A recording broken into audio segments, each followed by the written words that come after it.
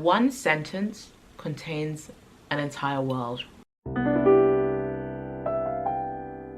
Hello everybody, welcome back to Artist Archives. My name is Nikki. I'm an actress, a writer and an academic, and today I want to talk to you about some of the books I read in 2025. Now, we're not going to cover every single thing that I read because I read a lot that perhaps I might not care too much about. Like, I read articles and I read a lot of plays, but I thought I'd just cover some of the books that we read, and so you can figure out if you want to pick up the book, or yeah, if you just want to have a little chat. So let's go. So the first book I read in 2025, this isn't going to be in any specific order, but I will start with the very first one I read, was called Honey and Spice by Bolu Babalolo. This was an experience. I had so much fun with it. I'd always wanted to pick it up since back in the day. I watched somebody talk about this book and the passion and the love they had for this book. I thought, okay, I've got to pick it up at some point. So happy I did. This was such a fun read. If you the humor in this book, it follows this young woman. Her name is Kiki Banjo. I can't remember the love interest's name. I can't remember, but anyway, so basically she's at university. She runs the university radio show, and her show is basically encouraging young women not to fall for waste men. That's her whole thing. Her whole brand is basically how she doesn't get, you know, like, catfished by men, and she's kind of like the example that all these girls look up to, and she doesn't let anybody waste her time. She doesn't engage with players, and she gives people advice on how to avoid players. That's basically the situation. And then a new man shows up on campus, and she's so convinced that he's a player, and she's actually very incredibly mean to him. But it's a contemporary romance, so you can kind of guess the sort of the journey of the book. But when I tell you what makes this book so unique, and I actually don't love to read a lot of romance books, but I will say when I do pick them up, I think I pick up the right ones because I do enjoy them. If you are into sort of young black culture, so we're talking popular culture references, we're talking about certain references, music, black music, all of these things, you will love some of the meme culture. It's hilarious, but it's also very sweet, and it's also, I honestly think the romance is very well written. I sometimes find romance very, very cringy. I would say for the most part it was actually quite like sexy and quite sweet, and it's called Honey and Spice, and the idea, right, is I guess the dichotomy is the only word that's coming to my brain right now. The juxtaposition, I guess, the juxtaposition between honey and spice, between sweetness and spice, right? And I feel like the book actually did that very well. They were very sweet and tender with one another, but they were also very banterous. And what I liked was that the love interest was the one person who, like, they were not putting up with Kiki's nonsense. Because Kiki, sometimes I was like, girl, can you relax? Why you stop? Your ego, calm down. But I like that was somebody who she didn't win every argument, you know? I quite liked it. So yeah, if you guys wanted to pick that up, feel free. Honey and Spice by Bolu Babalolo. That was just a really random read, but I'm glad I read it. It was really good. So some of the books I have physical copies of, some of them are from the library, some of them were audiobooks, so we've got a real mix. So another book I read this year was this tiny little short story. Tiny, published by Faber Stories.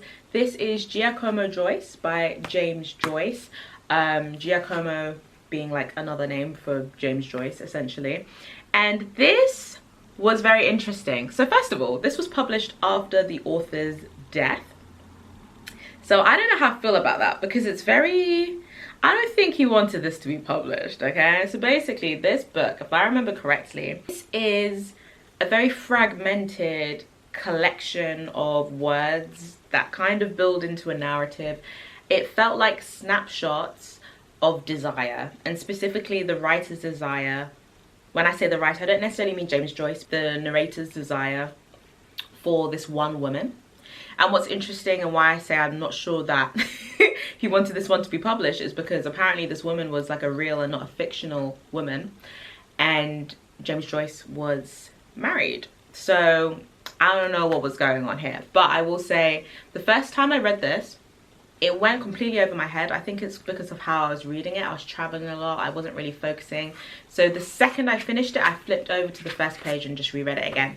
Second time, wonderful, amazing. Snapshots of desire, of obsession with this one woman, really, of this kind of like physical pull. I would say lust. I would say some of the descriptions of the women were also not even very pleasant, but clearly the narrator had this obsession. And what I quite liked about it was its fragmentary nature. It really did feel like snapshots, and it was an interesting way to build a narrative in terms of like a collage of narratives. And I actually really enjoyed that, and I feel like I read this at the right time. I really enjoyed how it played with structure, post-structure, fragmentation, post-dramatic structures. I really enjoyed this. So yeah, I was a fan of this one. Giacomo Joyce by James Joyce, published posthumously. Now, sticking with this theme of short fiction, so this is my copy of The Essential Kafka, which contains a lot of Kafka stories. And I cannot believe it, I only realized when I came to collect all these books for this very video, that this contains a letter to my father. And I can't believe that, because I really want to read it, and I didn't realize I owned it. And I think I recently got myself a copy on audiobook, but I didn't need to do that. I have it here. I can't wait. I'm so excited. But I read The Metamorphosis. I was actually teaching it for a class, actually. And then I went on and I read The Hybrid. It follows this man called Gregor Samsa, and he wakes up one day and he discovers he's been turned into a beetle, a creature. Let me find the exact first sentence, because it's a very famous first sentence. One morning, Gregor Samsa woke in his bed from uneasy dreams and found he had turned into a huge verminous insect. There we go. That's the first sentence. And what a brilliant first sentence for a short story, right? What a perfect short sentence opener. I remember when I was studying creative writing, we looked specifically at the short story form, and we spent a lot of time looking at opening lines, sentence, and I would say this contains everything you need for the first sentence of a great short story. Yeah, you can see I tabbed it and everything. Yeah, this is fantastic. I'd watched theatrical adaptations of this, but I don't think I'd actually physically sat down and read the entire short story. I loved it. And I know that it's meant to be a little bit satirical and there is humor in it, but this honestly made me feel so sad. The way the slow deterioration, the slow but very steady and suddenly very quick decline of Gregor's health, of the relationships, like the way his sister even eventually abandons him, his family. This was so sad, and a lot of it for me, I felt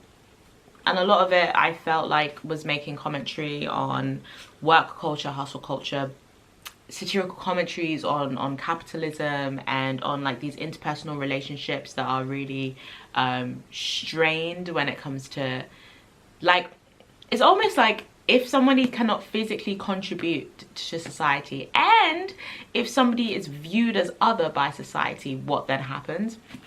Loved it, so good. And then I went on to read The Hybrid, which is literally, I think, like a page long.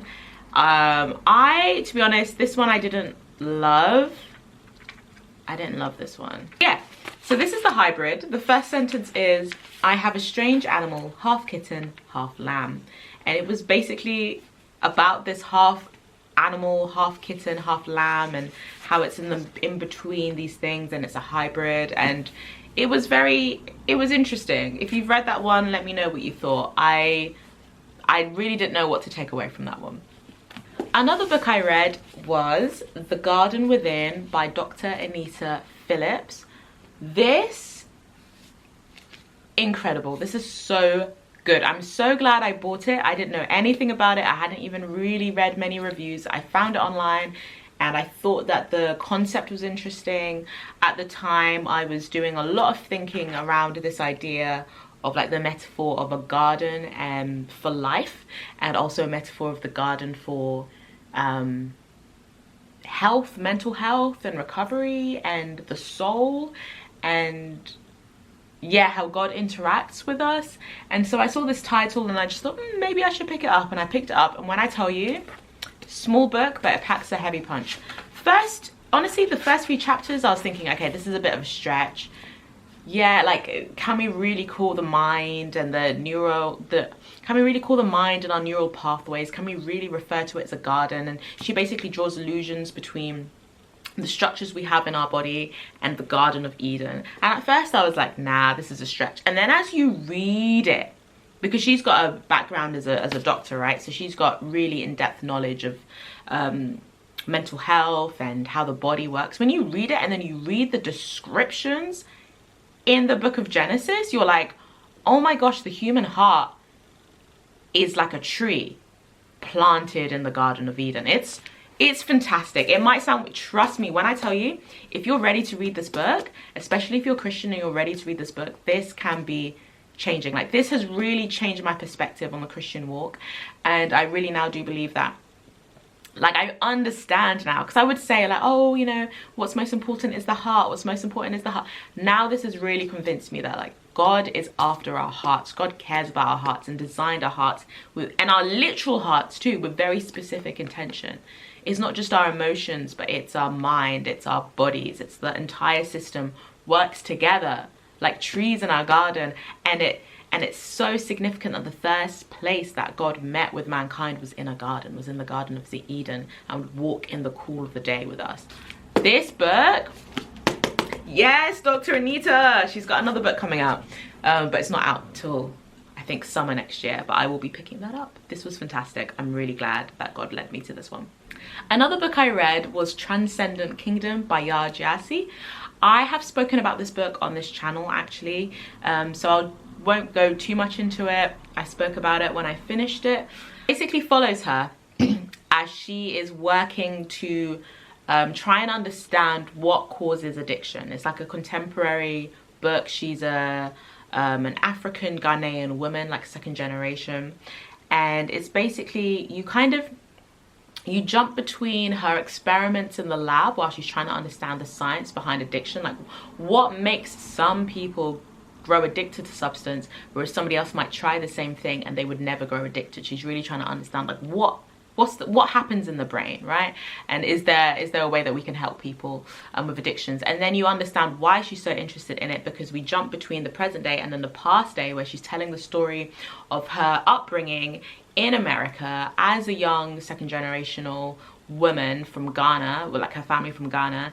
And there's just so much tragedy that happens, and it happens as a result of so many cultural interrelating factors, the fact that they are a black family at that time in the States, the treatment of them, the complexity of the church that they go to that doesn't actually really give them much support, but it's still like she has a complicated relationship with faith. But her brother basically, I cannot remember the exact, like, I can't remember if it was, I probably shouldn't even be saying these words on YouTube because YouTube doesn't like them, right? But anyway, he gets addicted, and he very sadly passes away.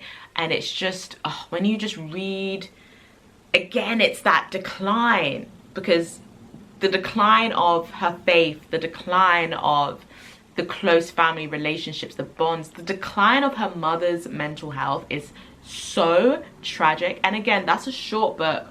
It's not that long, but it's so heavy and it took me a while to read it. I had to keep stopping.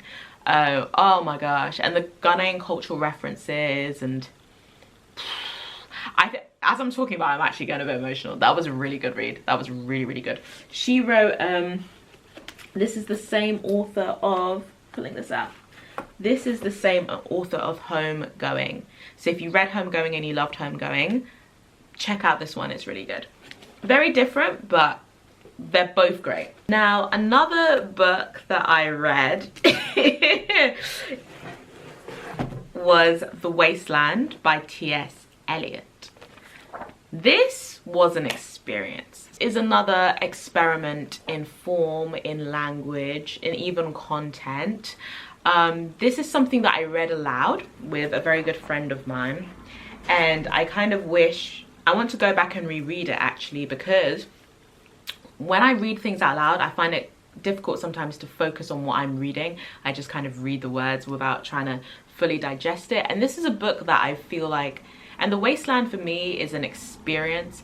It's not necessarily a mission in meaning making, but it could be, but it was an experience. I think what I enjoyed about it was the language, not necessarily understanding everything, but flowing with the language. That's something that I really enjoy with certain writers. I really like T.S. Eliot. I loved the Four Quartets.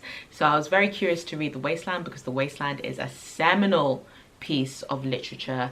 He's really playing with language here. He's playing with, and when I say language, I mean not just words themselves, but as in writing in different languages. It's very evocative. So there was a section where I knew I already had an image in my mind of what he was speaking about, and then a few lines later he like confirmed the area that we were in of the world, and I was like, oh yeah, no, I could see it so vividly. It's really beautiful. It's a really beautiful study and drawing of language. So if that's something that you're interested in, have a look at it. And it's definitely well worth a read. I'm a big fan of T.S. Eliot. Another book I read was The Last White Man by Mohsin Hamid. 10 out of 10. 10 out of 10. I picked this book up on a whim. And I, again, spoke about this on this channel. I picked it up on a whim. The title intrigued me. A very, very short book. And I thought, okay. And the first sentence intrigued me enough that I thought, let me pick it up. I was not expecting to love this book as much as I did. I really had very low expectations. I didn't know what to expect. This was fantastic. So this book, the concept of this book was that all the white people in the world start disappearing, and they're instead replaced, not replaced, but basically their skin changes color, and a lot of these people become black people. And it follows so our main protagonist and then his girlfriend, or she becomes his girlfriend, they become a thing, and it happens to both of them, but he becomes black first. And what I thought was so good about this book, it was just really interesting. The very subtle, very, very subtle unconscious bias that the main character had, that had to be challenged throughout the book, was fascinating. The less than subtle biases that his family had also had to be confronted, and that his partner's mother had, you know, they were also mentioned in the book. But it's not like the protagonist was innocent. The protagonist had very, like, these shades of unconscious bias and microaggressions that would come into the language sometimes, and it was just really interesting to see how this community dealt with their fear of blackness. And it was just so interesting to me, especially as the writer. The author is not black, but I thought he did a fantastic job. I was very impressed. I believe he's South Asian, but when I tell you fantastic job, and it's not just, and it's not even done in like in a preachy way. I genuinely feel someone who was racist could pick this book up and they would actually miss the point of the book. Like they would miss it. It's very, I think it's very cleverly done how the city and the whole town and the world starts dealing with their unconscious bias and their fears around blackness and dark skin and black bodies. Like, but it's all packed into a very, very small book that's also very funny. So that's what I mean by, I do think somebody could pick this up and just miss like the deeper levels of like race and miss the deeper levels of race and unconsciousness there and consciousness, because there's also a lot of humor in the book. It's very easy read. Like, I thought it was honestly absolutely fantastic. Brilliant book. Pick it up. I loved it. Another book I read is by someone I'm calling my new favorite author. This is Giovanni's Room by James Baldwin. I'm obsessed. James Baldwin, again, he can pack a punch in a small... How I explain James Baldwin is that one sentence contains an entire world. Yeah, that's why he doesn't need much space. One sentence, he will say something so profound. He will say something that it would have taken another writer a chapter to say, and he will say it and then he will just move on. And you're like, whoa, whoa, whoa, hang on a minute. We're not going to unpack that sentence that just contained a whole world. That was not a sentence. That contained a whole world in that sentence. So yeah, this is Giovanni's Room. I also loved If Beale Street Could Talk. So James Baldwin is now my new fave. He's my fave. So this story, I mean, I can read some of the back for you. This follows David. He's a young American in 1950s Paris, and he's waiting for his fiancée to return from vacation in Spain. But then he meets Giovanni, who is a handsome Italian barman, and then relationships ensue. And I really loved it. And it's basically David has to make this decision between, does he go for a safe life with his fiance, which, you know, we're talking 1950s, so obviously, you know, that's what people are expecting more of, or can he choose to be with Giovanni, who represents, I guess he's like more, Giovanni is a very much like a c'est la vie character. Giovanni's just feels very Giovanni's very open. Giovanni has a different perspective on life, but David is American, so so this book really explores cultural differences, i.e. American and Parisian and Italian, right? David has a lot of self-hatred that really does become evident towards the end of the book. I think it's interwoven throughout the book. When you get to the end, he just says it out loud, and that really impacts the decisions he makes, his regret, his self-loathing, the choices he made. For me, it was exploring a lot about human nature and a lot about gay relationships and the pressures, not just externally but internally, and mainly the internal pressures placed upon this young couple. The metaphor of Giovanni's room, like what it meant and what it represented to David, like the desires he has for his life, and the fact that he has been so conditioned to think of being in a relationship with Giovanni as a very limiting and claustrophobic relationship, and it is quite a claustrophobic relationship because of Giovanni's room. And like the title of the book, it just says so much about this book. I feel like I'm rambling. I don't feel like I'm explaining this very well, but I loved this. I love this. The writing is so evocative. The dialogue, I think James Baldwin shines in naturalistic dialogue. It feels so real. It feels so intimate. It feels so vivid. Like you can see everything, and the conversations the characters have, like some of them are quite profound. They really talk again about like human nature and desire, and Giovanni's room. Read it. Okay, thank you. Big turn here, but why not? I'll just mention this very quickly. I read a book called Mastering Intrusive Thoughts by Artem Kudelia, PhD. I've actually never read that before. I just picked up this book. Again, this is good. Yeah, if you are somebody who is interested in the mind, interested in overcoming intrusive thoughts, obviously, anything around, I guess, like anxiety, or if you're just interested in mental health, I feel like this is a good one. There's a part that feels very almost comedic, and it might not work for everyone, but basically there's a part where the author basically lists things to do if you want to ruin your mental health, or if you want to increase intrusive thoughts, and then he lists like, do this, and it's like very like tongue-in-cheek kind of humor. It might not help everyone. It's like a little bit annoying, but well worth a read.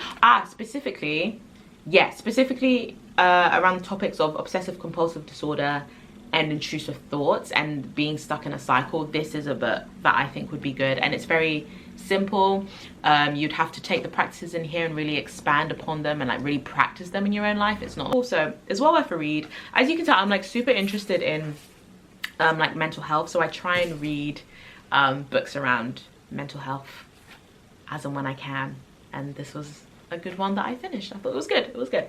Nothing groundbreaking if you've done any research into mastering intrusive thoughts at all, but if you haven't, this would be probably quite something very powerful, and if you have, it could serve as like a good reminder, right, that you could just flick through whenever you want. So this is Mastering Intrusive Thoughts. It was The Principle of Moments by Esme Jakemi Pearson.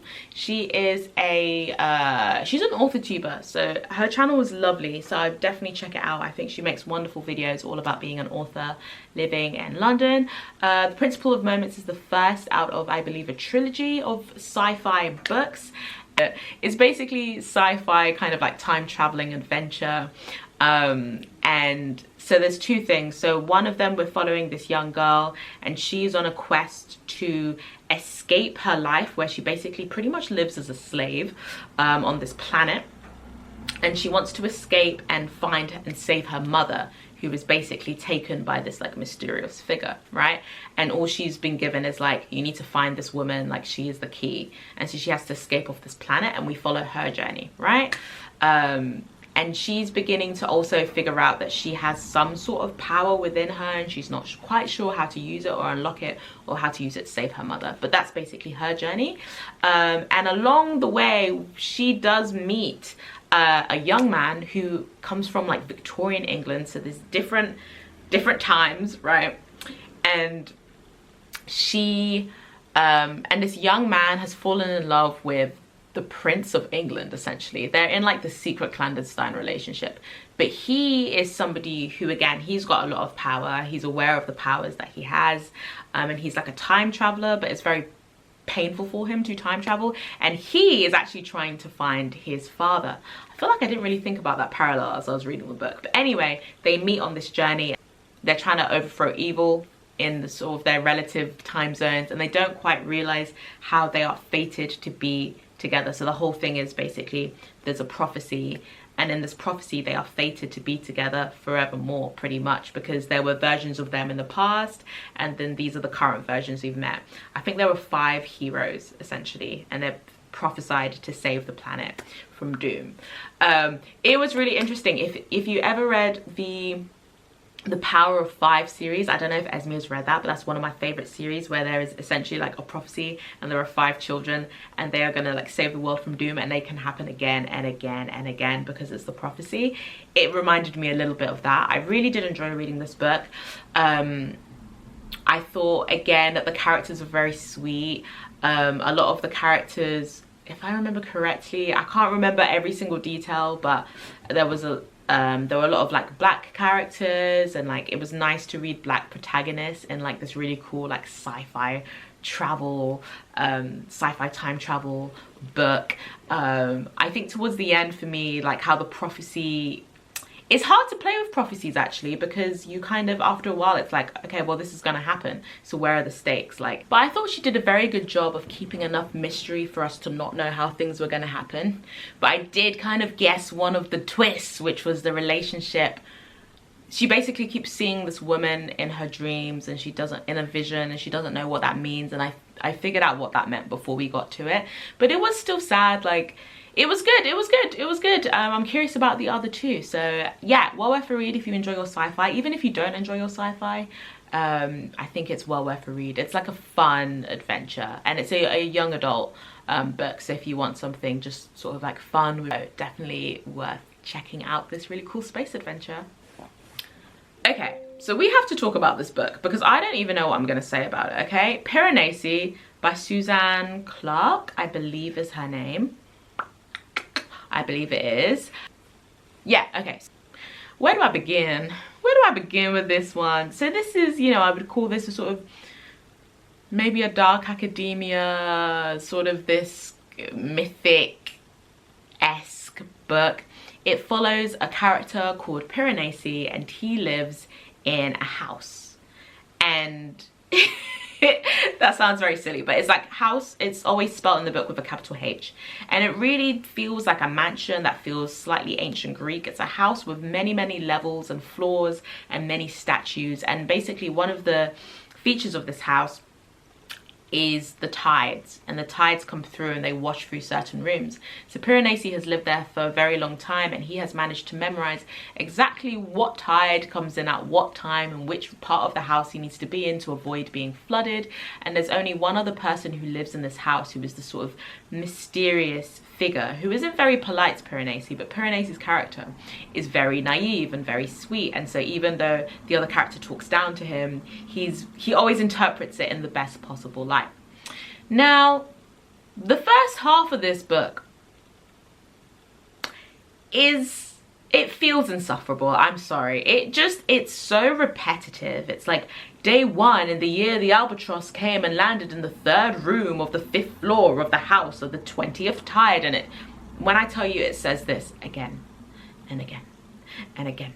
And his daily routine is, you know, he goes and he picks up seaweed, and then he eats food, and then he goes and sees this man who lives in the house. It's just again and again for several pages. I mean, we're talking like 100 pages of just the same thing, right? Insufferable.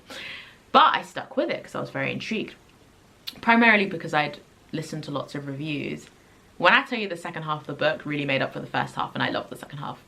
That was fantastic. And then I understood why we did the first half. I think it could have been shorter, but I understood. Because we needed to build up this monotonous life, this trust that he has in the concept of the house and the concept of friendship with this other, I've forgotten the name of the other person. And then when I tell you the second half of the book devolves and you really do not know what is reality, what is not. Is Piranesi forgetting things? Is he not? Is the other person in the house lying to him? I mean, yes, we figured that out. Sorry, spoilers. But when I tell you, things get darker and murkier, way murkier than you think it could be. And it leads to so many questions such as, you know, what is the house? What does this other character want from him? Has Piranesi been locked up? Physically? Has Piranesi been in some sort of coma? Has he been locked up in his mind mentally?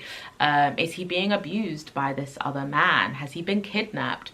What's the precedent? Because we learned that this has happened with other people. What does it mean to be in the house? Is the house a physical location? It seems like it, because the lady at the end apparently goes to the house. But is it about loneliness? Is it about abuse? Is it about cults? Is it about ritual? What is it about? What is Piranesi? It really made me want to go and do a deep conspiracy theory. I kind of love having that feeling after I read or watch something. I love that, seeing what other people think about the ending. Yeah, Piranesi was good. Piranesi was an experience. Push through the first half, because I found that just very frustrating. Some parts I found nice. Some parts I found frustrating. But then the twists, that final sort of like battle scene, very thrilling. Really good. Really good.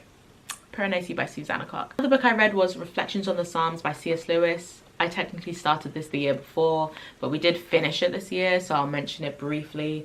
C.S. Lewis considers the most poetic portions from the scripture and what they tell us about God, the Bible, and faith in this moving theological work. Actually, before I get to this, I finished reading this year the Psalms. This is Psalms Volume 1, Psalms Volume 2.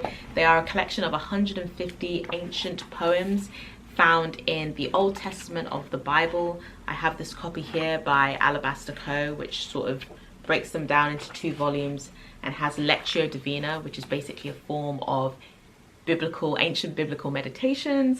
And so I was doing this alongside reading the Psalms. You can see some of them are very long, some of them are shorter. I really enjoyed reading through this. It took me a long time, but I sort of went into this very skeptical about reading the Psalms. I didn't think I would enjoy it, and I came out of it a renewed woman. I love the Psalms.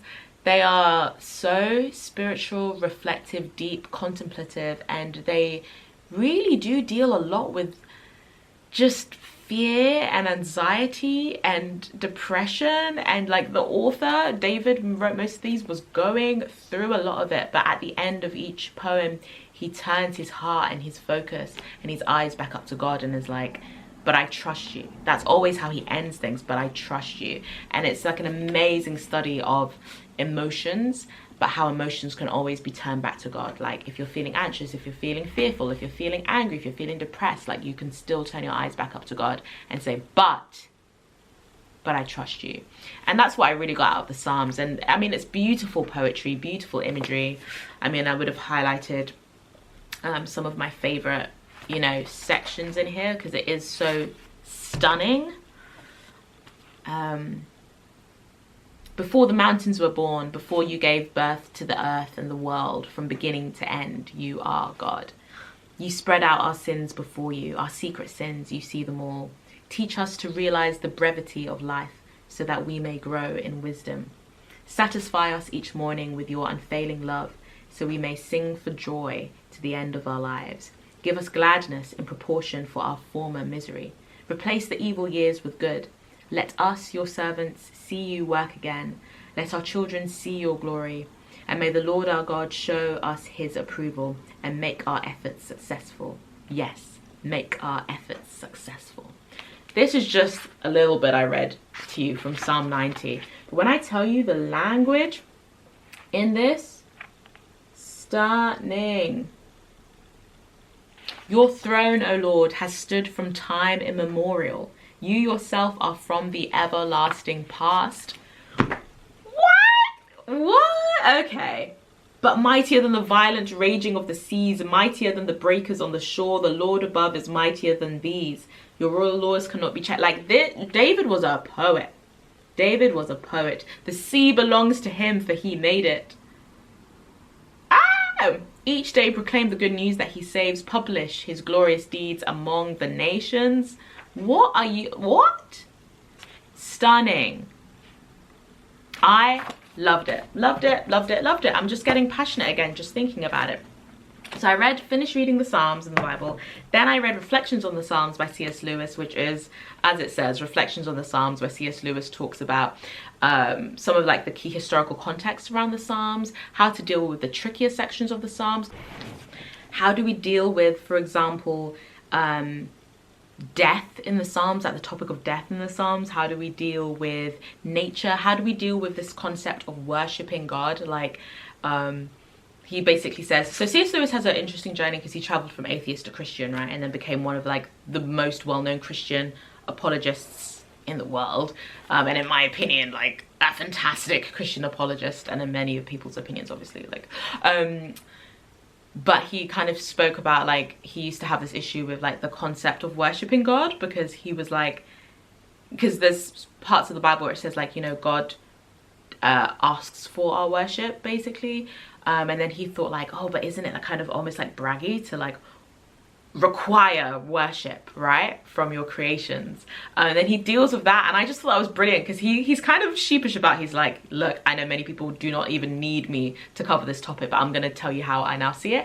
And I actually found it useful, because I used to sometimes feel like, oh, like, yeah, like, you require worship sounds really interesting. Like, why do you require worship? Like, I know it's good to worship you, but why do you require it from your creations? And I actually used to struggle with that, like in that kind of like, oh, it might feel a little, it seemed to my human mind to feel like almost like, why would God require our worship? Does that not sound a little bit braggy? Anyway, that's what he said.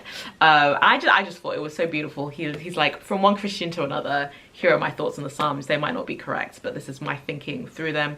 What I really enjoyed, also he talks about like paganism and like the context of the time in which this was written, which is really helpful to know about some of the pagan practices that were happening that the writers would have been aware of, because it means that certain passages of poetry maybe are discussing certain things, like some of the references in the Psalm. What's the difference between pagan worship of nature and the imagery of nature we see in the Psalms? I thought that was really cool. He talks about creation stories and creation myths, and about how some people would have the perspective of, oh, all these creation myths have something very similar involved in them, therefore they must all be untrue and must all proceed from mankind's imagination. And he has such a great compelling argument around, actually, no, this points towards the truth, the fact that we all, when we think about the world, like every single like faith system and structure has some idea around the story of creation, because it points to this idea of like, we just inherently know that there is someone greater than us who must have created this, and we understand this via the logic of the created world. And I just thought this was really good, because instead of saying like, so many stories are similar, therefore they're all untrue, his viewpoint is like, so many stories are similar, and therefore this points to truth. There is one truth, and like different faiths are orbiting around it, and different structures are orbiting around it, and like makes a very compelling argument in mere Christianity as to why Christianity is the truth. So I really I thought this was a really good read. Like, this is, you know, if you're interested in the Psalms specifically, this is like a good one. It's not like his other books that are a bit more open on topics. Like, we're very much focusing on the Psalms here, but really good.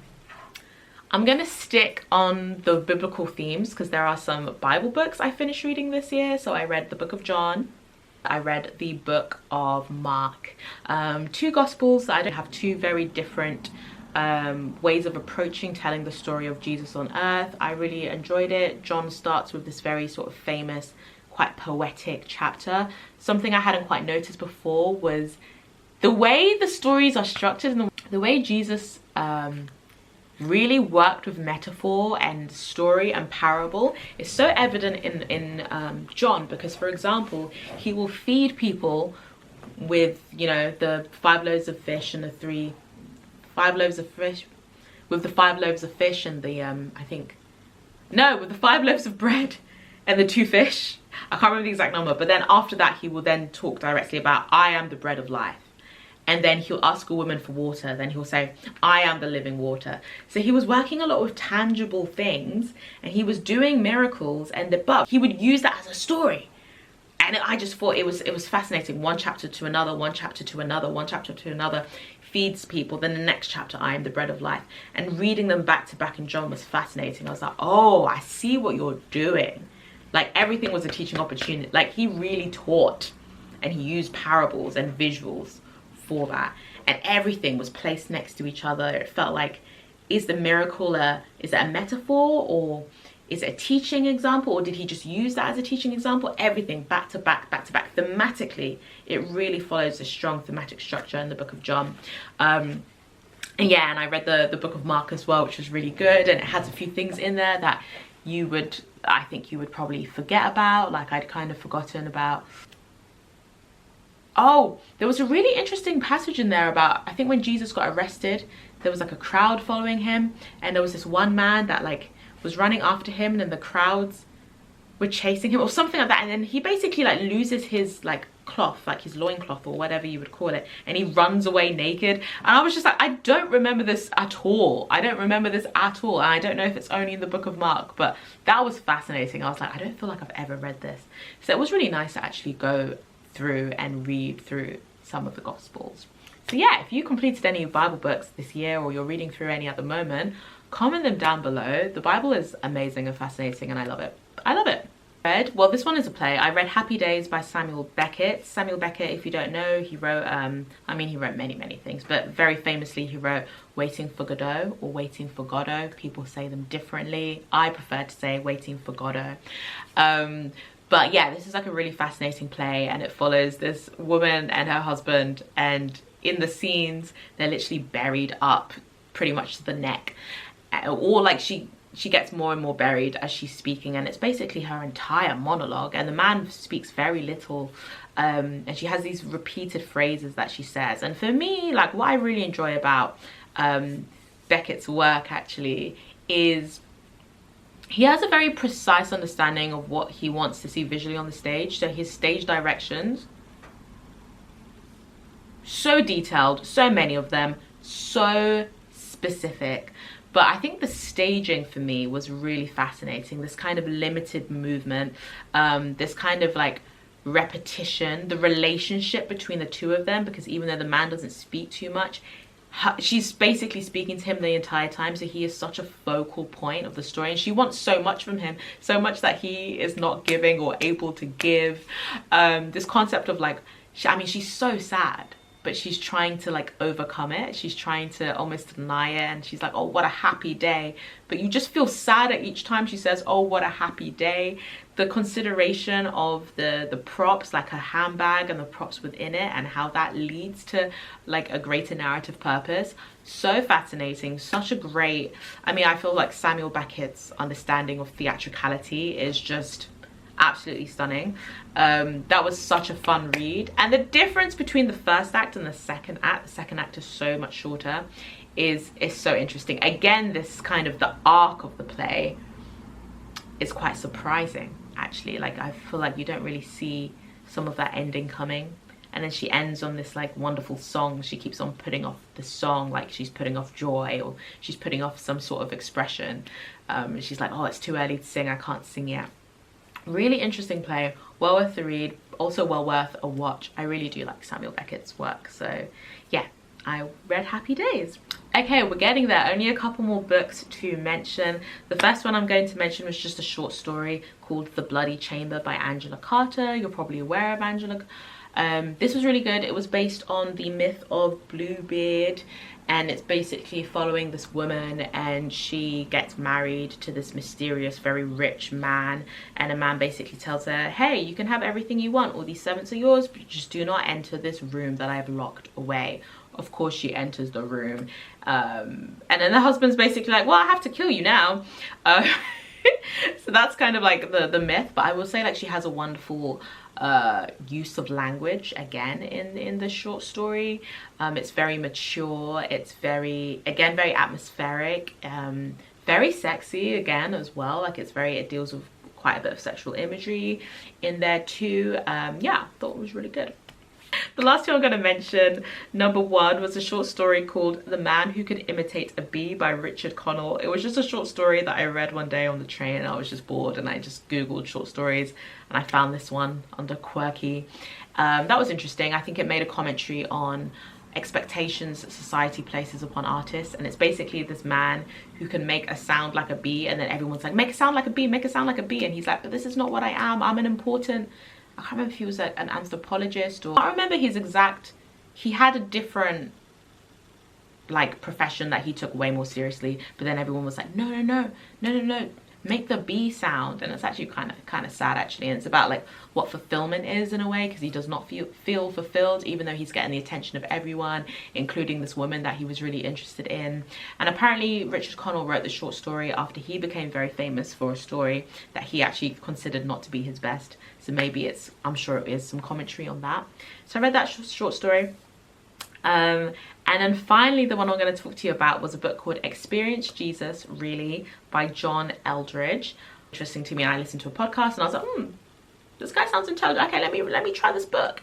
And it was really good. It was more about the experiential reality of faith. He sort of begins this thesis with how we in the modern world, and how we are so used to being able to Google anything at any point in time, and how the internet culture has led to a lot of skepticism, a lot of, I won't believe in anything until I see like 151 billion sources. And he kind of talks about like the ancient manner of actually not the ancient manner, but he kind of talks about like more about like what faith is generally, and how we're meant to experience the Holy Spirit and actually experience Jesus, and not always just intellectualize him. Like, what does it mean to experience Jesus? And he talks about Christian mysticism, which is something that I think has maybe like a stigma. If you're a Christian, you might hear the word mystic and think, okay, this is going to be like some weird kind of like new age situation.